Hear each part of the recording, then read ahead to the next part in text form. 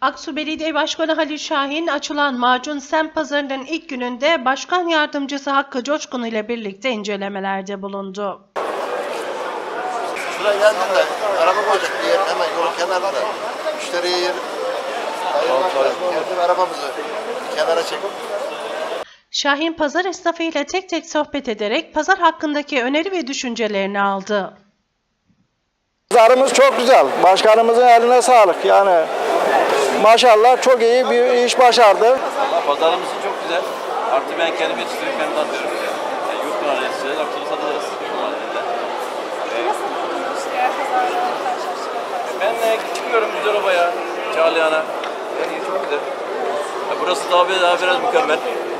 Ufak tefek eksiklikleri zaman içerisinde tamamlayacaklarını kaydeden Başkan Şahin, Aksu'nun ihtiyacı olan semt pazarlarının sayısını arttıracaklarını kaydetti. Şimdi bu pazar tabii ilk günü. Konum itibariyle bu bölgede bir pazar ihtiyacımız vardı.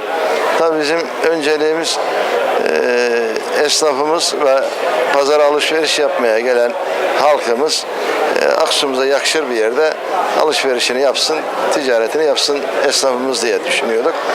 Bu pazarımızda özellikle Pazarcılar Odası ve pazarcı esnafımızla birlikte hareket ettik.